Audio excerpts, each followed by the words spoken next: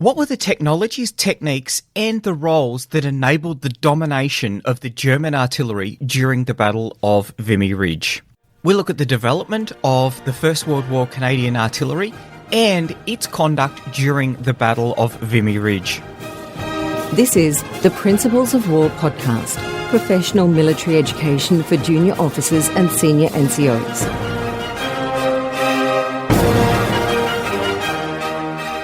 Ladies and gentlemen, welcome to episode 79 of the Principles of War podcast, the artillery battle for Vimy Ridge.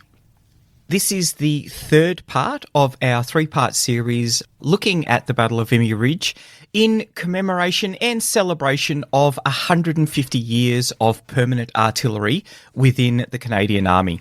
The last episode looked at the conduct of the battle overall for Vimy Ridge, and then we started to look at sound ranging. Today we're going to continue on looking at some of the other dark arts that enabled the Canadian artillery to dominate the German artillery.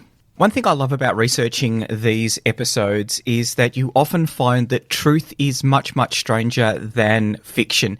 And we are going to find out just how dark some of these dark arts are, particularly in the British Army, and why that might have been a problem for some of the corps, some of the armies, as they were trying to develop war-winning technologies and techniques within the artillery corps. Technology made huge contributions to the ability of the artillery over the years of the First World War, but technological changes only get you part of the way. So today we're going to look at some of the organisational changes in command and control that enabled the artillery to be more flexible and more effective. We're going to look at some famous Canadian gunners, in particular Lieutenant Colonel, as he was then, Andrew McNaughton. Then we're going to look at how the four phases of the artillery battle were planned and executed and the effect that that had. What I then want to do is to finish off with a comparison between the Battle of Bullecourt and the Battle of Vimy Ridge. When we look at battles in isolation, it's often difficult to pick up some of the interesting threads that occur across battles. I'm particularly interested in the battles of Bullecourt and Vimy Ridge because they are only separated by 30 kilometres and 48 hours, and yet the results are vastly different. So we'll look at what made Vimy Ridge such a success and what made Bullecourt such a disaster. Last week we looked at sound ranging and its ability to locate a gun that was firing to within 25 metres. That capability is very important in artillery for a couple of reasons. Firstly, artillery during the First World War had made the transition from firing in a direct fire role into an indirect fire role. So direct fire is where the gun line can see where the target is. The benefit of this, you can be up with the infantry that you're supporting, you can see the effect that you're having on the target. The downside of that is that the gunners and the guns are much more likely to become casualties from enemy infantry and artillery. When the guns are pushed back into some dead ground, they're a lot safer. The difficulty now is that they can't see the target, so you need to put an observer up on a hill where they can observe the target and they can then relay the fall of shot. This creates command and control issues, and it also decreases the response in the fall of shot because what will happen, the observer will see the round, he will then relay back to the guns where the shot has fallen. That then needs to be adjusted. This adjustment process can take quite a bit of time. That is a problem because in general, artillery causes many of its casualties in the first 60 seconds. This is when troops will be out in the open, they'll be doing the work that they need to do. If they see rounds falling some distance away but gradually getting closer, they're then aware that they're the target and they will get into their trenches, they'll get into their overhead protection, and they'll be relatively immune from the effects of artillery. Also, if a large number of targets are being adjusted in an area, it then makes the higher headquarters start to think that there may be some sort of offensive being planned in their sector. So the element of surprise is being lost, not only at the individual target, but also in a brigade, divisional, or even corps level. Sound ranging makes the artillery fire a lot more accurate, but it does have its weaknesses. A wind blowing towards the enemy guns will also deaden the sound coming from them, and that will make sound ranging significantly less effective. There are, however, other ways that guns can be located. One of those methodologies is flash spotting. When an observer sees a gun firing, he can take a bearing to that gun. From his location, a line can then be drawn out. If multiple observers from known positions all send in bearings, then a resection can be conducted, and that will allow the location of the guns to be identified. The problem is, firstly, you need to be able to observe the flash of the guns. A lot easier at night because you can see over the horizon. But also, if in a sector where there's a lot of guns firing, which bearing to which gun is occurring at that time? Now, the solution for that was the work of a very clever Canadian, Harold Hemming. He was a graduate of McGill University in Montreal, but he was serving in the British Army during the war. The sound and buzzer board worked by having line going out to each of the individual observation posts, or OPs. When an observer saw the flash of a gun, he would take a bearing to it and immediately hit a key, which would then light up on the sound and buzzer board. If multiple lights on the sound and buzzer board lit up at the same time, the operator would know that each of those observers were likely to be observing the same gun firing. So he would call them up and get the bearing that they had just taken to that flash. He would then plot that on a map, and that would give the location of the firing gun.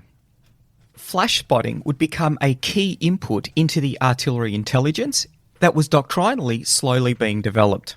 However, there were issues. Hemmings wrote in a book that he co-authored with Lawrence Bragg from sound ranging fame about the structural and personal problems which prevailed. Hemming was promoted to Major, and he was working as the Royal Artillery Reconnaissance Officer within 6th Corps. However, he claimed that he worked for a bit of a blimpish superior. That was Brigadier General J.G. Rotten. He was the General Officer commanding Royal Artillery within 6th Corps.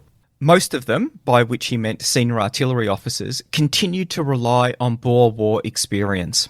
Hemming wrote that one day in 1916, Rotten had said to him, "You damn surveyors with your coordinates and angles and all the rest are taking all the fun out of war. In my day, we galloped into action and we got the first round off in 30 seconds.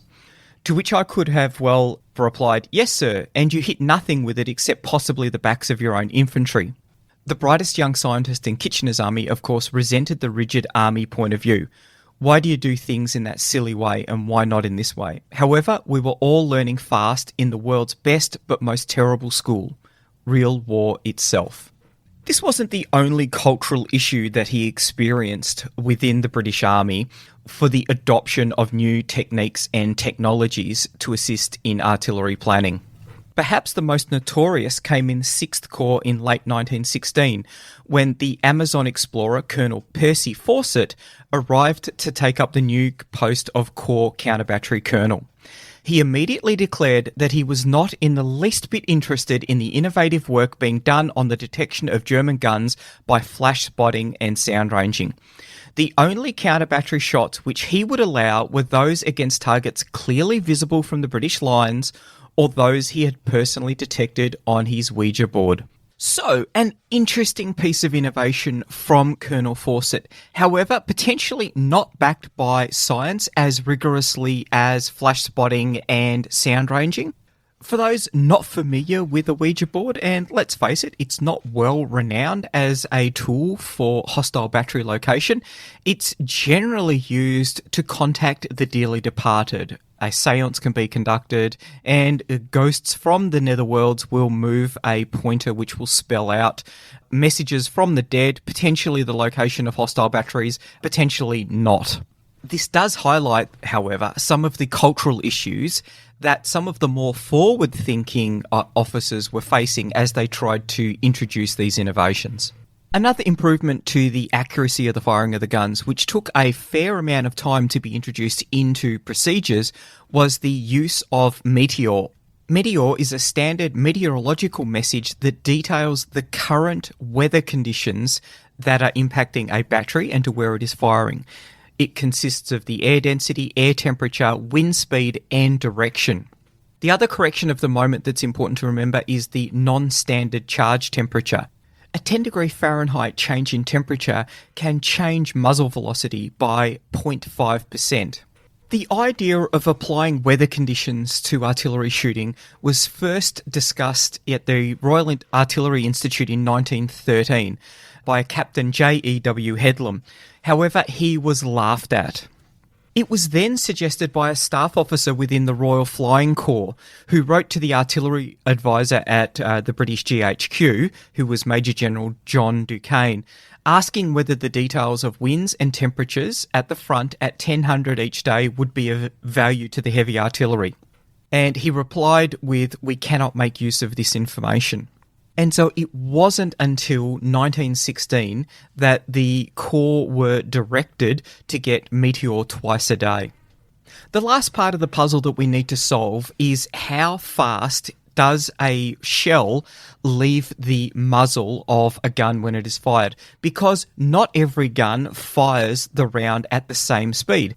As the gun is fired, the internal barrel is slowly worn away and more gas gets to seep out the side of the round. And this decreases the muzzle velocity. And remember, some of these guns were firing prodigious rates. So barrel wear could be quite significant. If you look at a gun commonly used on the Western Front in World War I, the 18-pounder, it could fire out to 8,000 yards, and there could be a loss of up to 300 yards for a gun that had had significant barrel wear.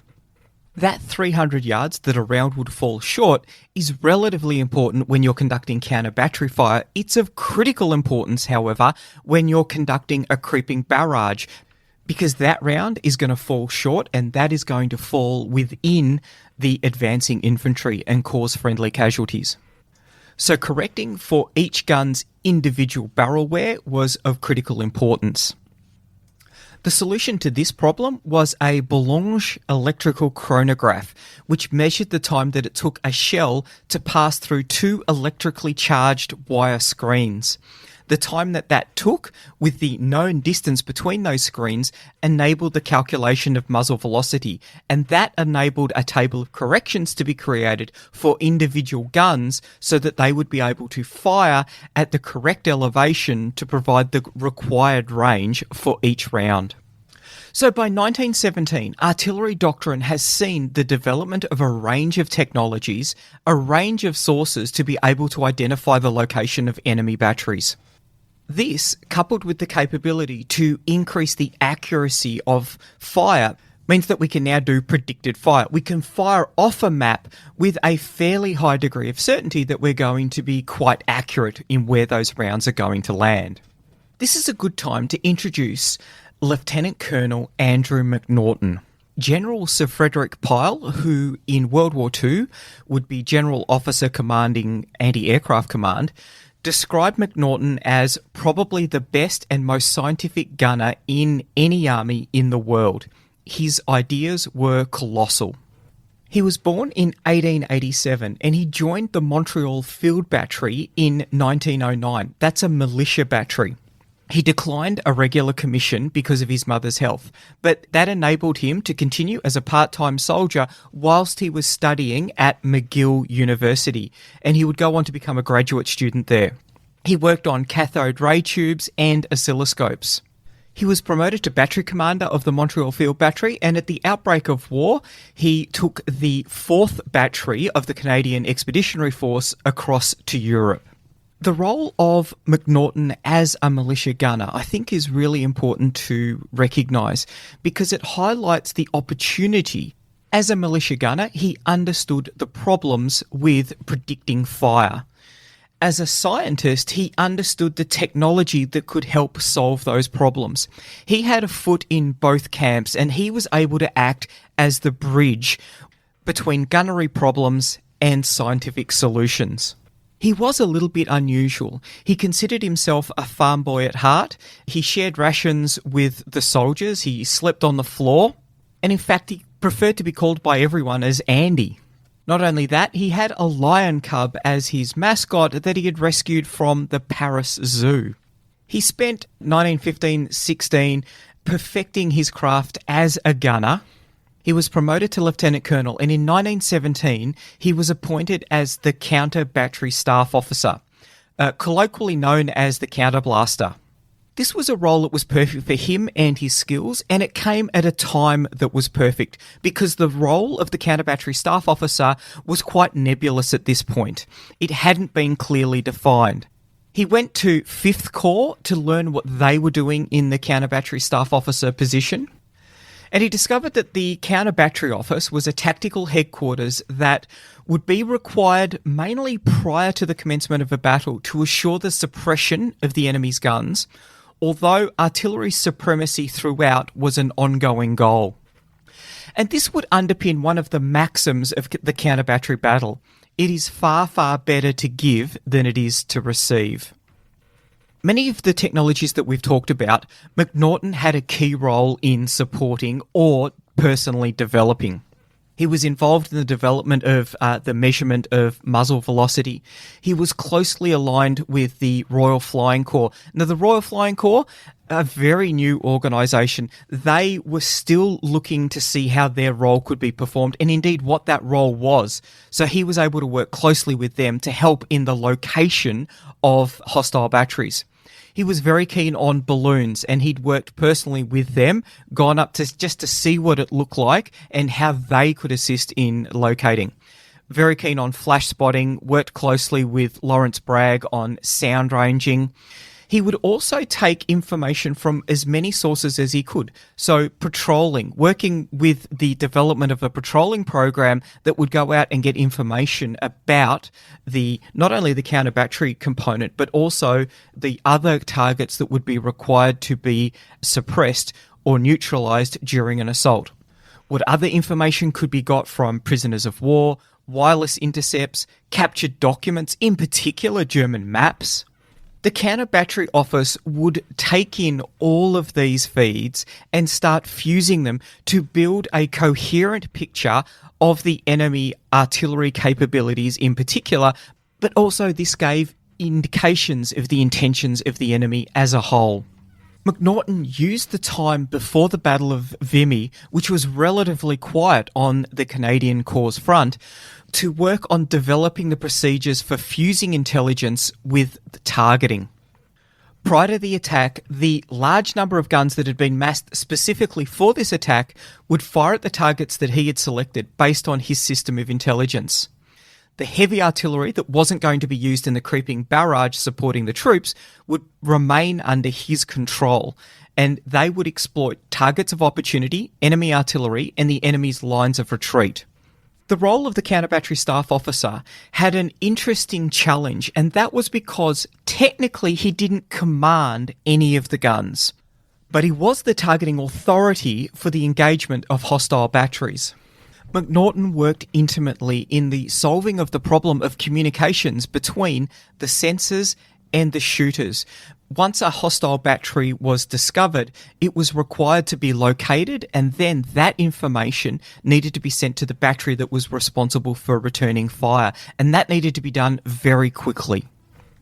Albert Palazzo hails the winter prior to the Arras attack as a critical turning point in the artillery war. The quiet time was used to develop the procedures and the techniques that would become a war-winning capability. Because through the use of tactical intelligence, the counter-battery office would become one of the most powerful tools in the Allied war effort. As he developed the skills and procedures within his counter-battery office, he became very confident of the system, believing that the techniques that they developed would enable them to locate artillery positions up to 10,000 yards away. Following Vimy, McNaughton's career continued to shine.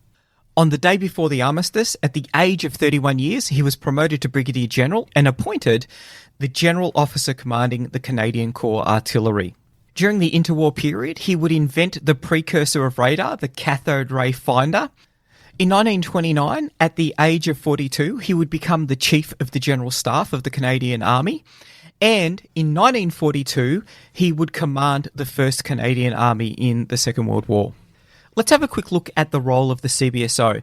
Sanders Marble, in his excellent book, The Infantry Cannot Do with a Gun Less, describes the development of the CBSO. On the 1st of January 1917, counter-battery operations took a step forward. In December 1916, GHQ had recognised that good organisation was the main contributing factor to counter-battery efficiency. So a counter-battery staff officer was authorised for each corps, owing to the importance of the efficient counter-battery system as demonstrated in the Somme battle. Just as important, he was granted an adequate staff of an orderly officer and clerks, later supplemented by an aide-de-camp.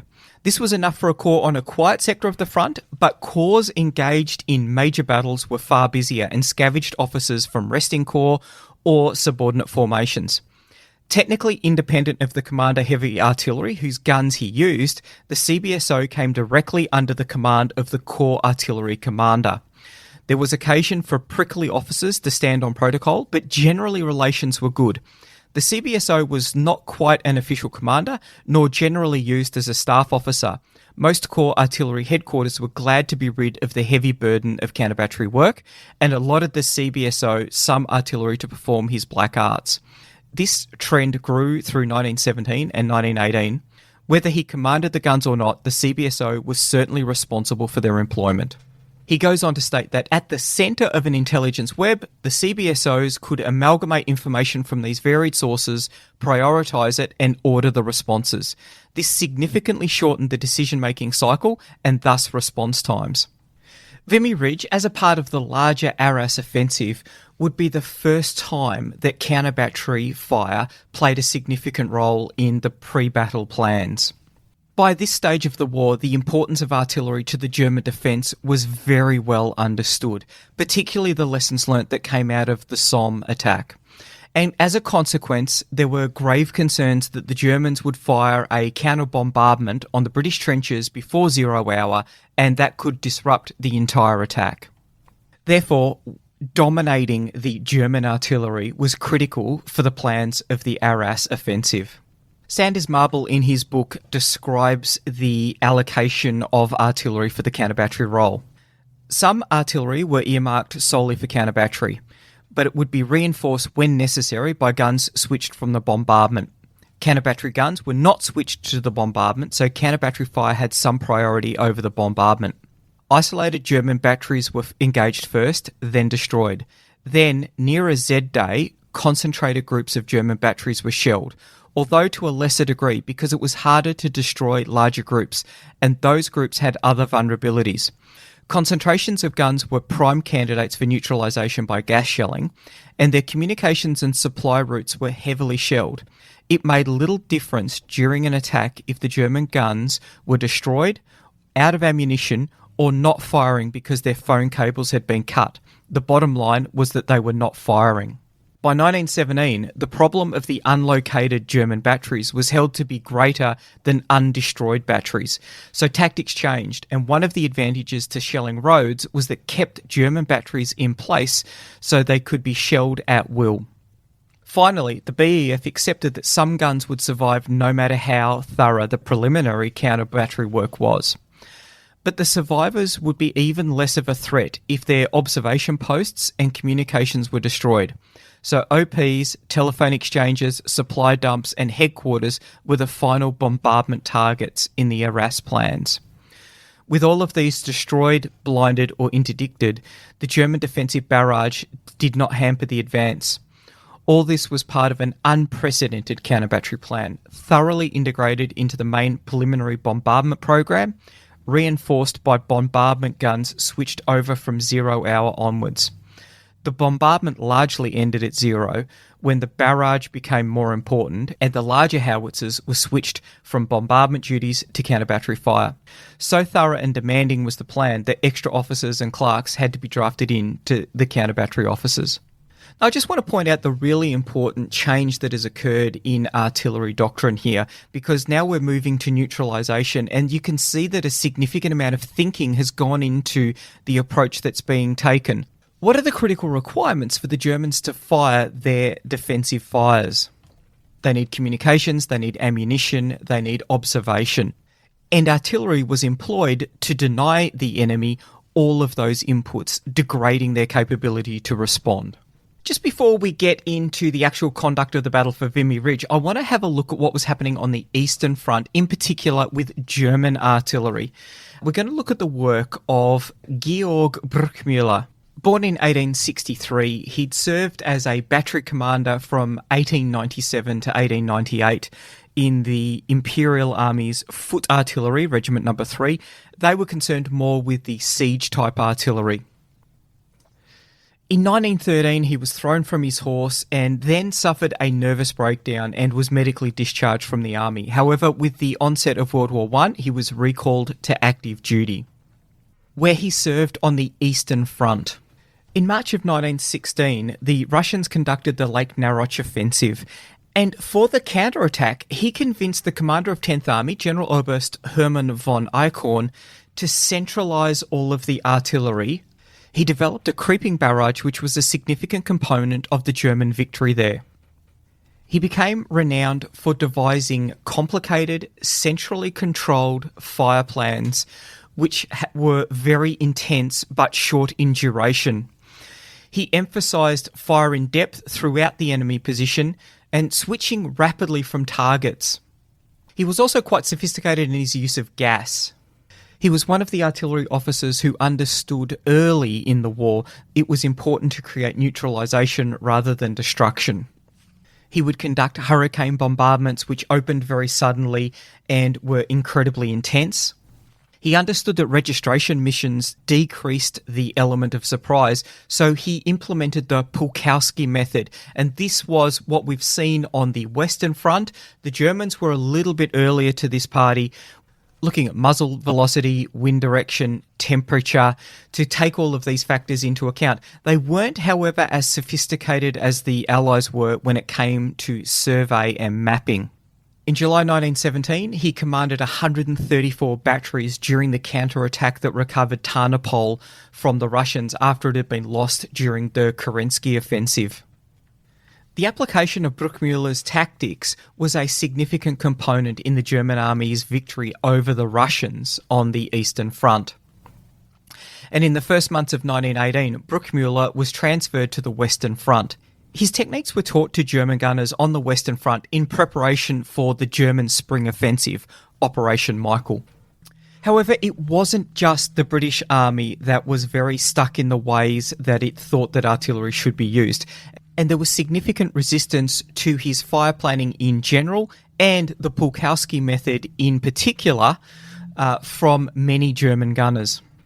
However, his results spoke for themselves and his methods were pushed through.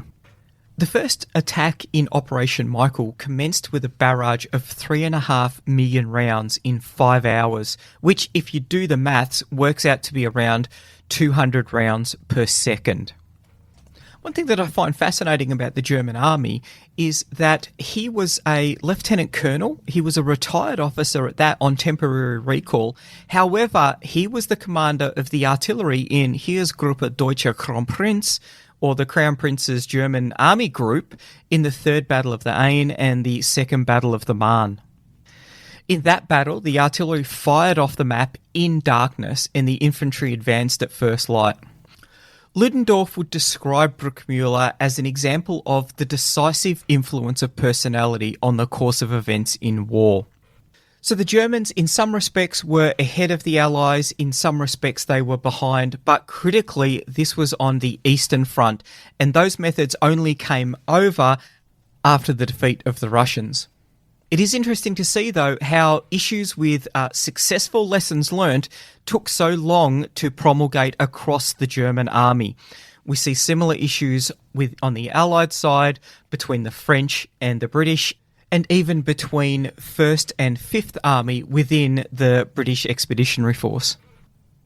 Now looking at the employment of artillery at Vimy, we'll look to Colonel G.W.L. Nicholson's The Gunners of Canada, which has an excellent description of the battle.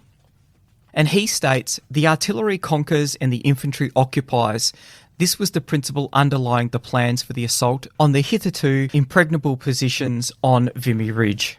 Rather than completely destroying the forward defensive positions of the Germans, the plan was for a targeted approach. Medium howitzers would use the new number 106 fuse with a high explosive shell to cut lanes in the barbed wire rather than remove it entirely. Key targets would include trench junctions, concrete machine gun emplacements and other strong points, tunnel entrances and dugouts, while in the rear, road junctions, ammunition dumps and light railways would receive particular attention. Canadian Corps Artillery Instruction Number 1 for the capture of Vimy Ridge was a 35-page document which was issued by Brigadier General Morrison's headquarters on March 28th. It divided the artillery battle into 4 distinct phases. The first 2 would be the preparatory bombardment, with Phase 1 covering the period from Z-20 to Z-7. Phase 2 would be from Z-6 up to the day of the assault. Phase 3 would be the fires in support of the infantry assault, and Phase 4 would see a consolidation and reorganisation to enable the artillery to be able to provide the defensive fires for the inevitable German counterattacks. Another innovation that set the Canadian Corps apart from the other corps within the Allied armies was the use of machine guns. Now, this is partially due to the fact that Lieutenant Colonel Raymond Brutinel, who would eventually be promoted to Brigadier General and would command the Canadian Automobile Machine Gun Brigade. Brutinel was a geologist and entrepreneur, and at the start of the war, he got together with some of his rich friends, which included Timothy Eaton, who founded Eaton's department stores, and they independently funded the setting up of their first Canadian Machine Gun Brigade. Because of this, Canada went into the First World War with more machine guns than the British. He had very firm ideas about the employment of the machine gun, and he saw the machine gun as an intermediate step in between the infantry and the artillery. He was very keen on independent command for them, along with the independent employment of the machine guns, and the development of doctrine to support that. Critically, this included indirect fire. In the lead up to and during the conduct of the assault on Vimy Ridge, machine guns were providing harassing fire over the ridge into the German rear areas, denying the ability to manoeuvre freely. This is a really good example of cooperation and coordination to provide that unified effect of degrading the Germans' ability to counterattack with different weapon systems. To achieve concentration of fire, remembering that concentration of fire is one of the principles of employment of artillery, the First Army strongly reinforced its heavy artillery, making available to the Canadian Corps, which already had the 1st and 2nd Canadian heavy artillery groups, 9 British heavy groups. There would be a total of 245 heavy guns and howitzers available for the attack on Vimy Ridge. The field artillery, which included 7 divisional artilleries and 8 independent field artillery brigades, numbered 480 18-pounders and 138 4.5-inch howitzers. Also available to the Canadians through the British First Corps were 132 more heavies and 102 field pieces. There was also an allocation of some of the heavies from the First Army. All of this firepower gave a density of 1 heavy gun for every 20 yards of frontage and 1 field gun for every 10 yards. Ladies and gentlemen, we will conclude here. The 3rd episode has gone so long, we're going to turn it into a 2-parter. So we will return next week where we're going to look at the 4 phases of the fire plan in support of the attack on Vimy Ridge. A quick public service announcement. If you've enjoyed this episode, please leave a review on iTunes or your favourite podcast player and or include it in your PME program. It's great to get feedback from all around the world, all through all of the militaries that are using the podcast as a part of their PME programs. The Principles of War podcast is brought to you by James Ealing. The show notes for the Principles of War podcast are available at www.theprinciplesofwar.com for maps, photos and other information that didn't make it into the podcast. Follow us on Facebook or tweet us at Surprise Podcast.